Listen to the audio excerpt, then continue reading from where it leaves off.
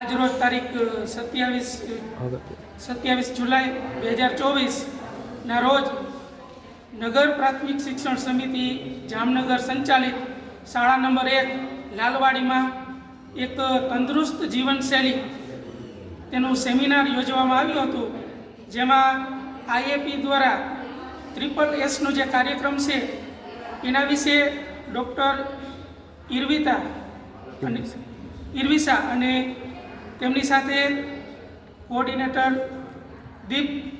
દીપભાઈ છે, તેમના દ્વારા ખૂબ જ સરસ રીતે પીપીટી દ્વારા અને વિડીયો દ્વારા છે પ્રેઝન્ટેશન આપવામાં આવ્યું હતું.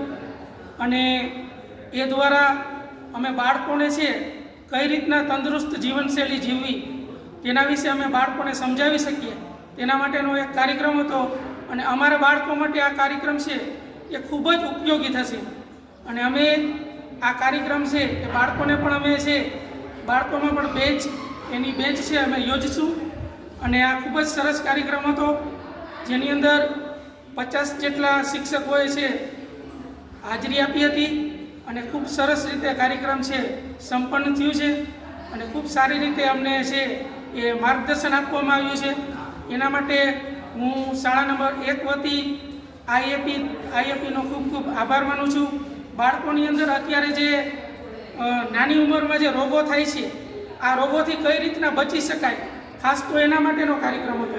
તંદુરસ્ત જીવનશૈલી માટે આપણે સૌપ્રથમ સંતુલિત આહાર, ત્યાર પછી વ્યાયામ, ત્યાર પછી સારી ઊંઘ, ત્યાર પછી આપણે પ્રદૂષણથી બચવું, પછી આપણે છે સ્ક્રીન સમય છે અત્યારના સમયમાં મોબાઈલ ટીવી બાળકો એનો વધારે ઉપયોગ કરે છે, તેનાથી આપણે બાળકોને બચાવીએ. બાળકો છે જંક ફૂડ ન ખાય, ફાસ્ટ ફૂડ ન ખાય અને ઘરનો બનાવેલો સારો ખોરાક ખાય, એના માટે બાળકોને સમજાવી શકીએ.